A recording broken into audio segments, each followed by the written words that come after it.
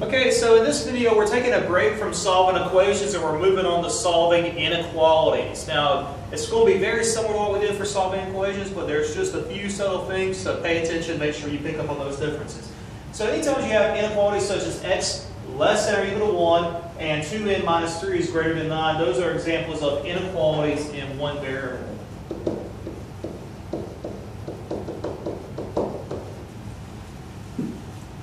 And the solution of an inequality in one variable is the value, or values, could be more than one number, that makes the inequality a true statement. So essentially, what one side says, the other side has to be true. So, and then the graph of an inequality in one variable is pretty much all the points on a real number line that corresponds to the solutions of the inequality. And all that simply means is we're going to put our solution on a number line and then we're going to shade all the numbers that make the inequality a true statement. No big deal. You've probably done this before. So here's a couple examples. Here's the graph of x less than 3.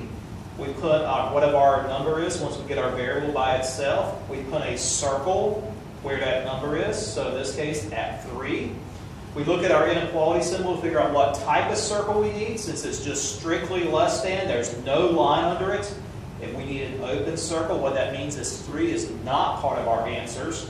And then we're going to shade all the numbers on our number line that make this inequality true. For instance, 0 is less than 3, negative 2 is less than 3, negative 3 is less than 3. So all of these numbers to the left of 3 are true, so we're going to shade those.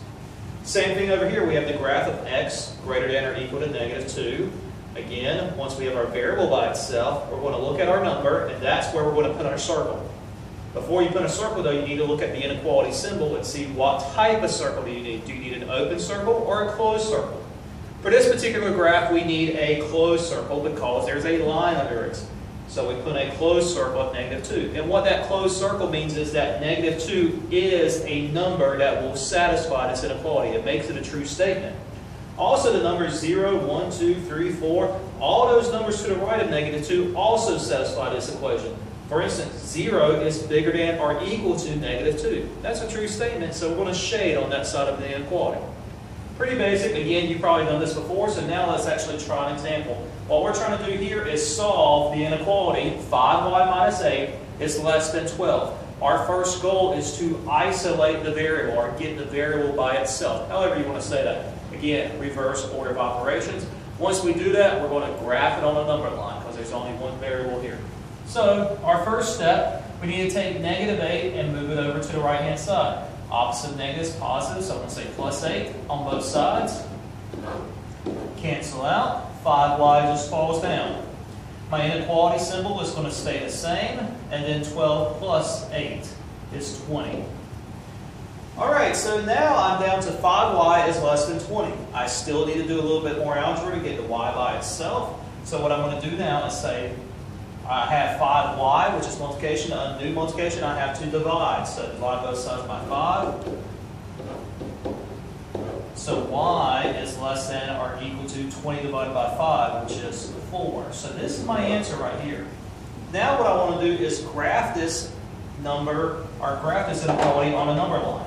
So I'm going to start off by drawing a number line, and it's just a sketch. I like to put my 0 as just kind of a placeholder or a marker, just kind of know where the middle is. And obviously 4 is bigger than 0, so it's going to be off somewhere to the right.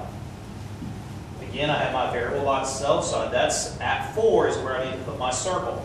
Now I need to look at my inequality symbol. There's no line under it. That means 4 is not part of the solution set, so I need to put an open circle at 4. And now I need to figure out where to shade. Well, again, I'm going to just use 0 as my test point. 0 is smaller than 4. Well, that's a true inequality, so that means anything to the left over here will also be true. And that's pretty much how you graph inequalities and solve basic linear inequalities in one variable. Not a big deal. And that's it.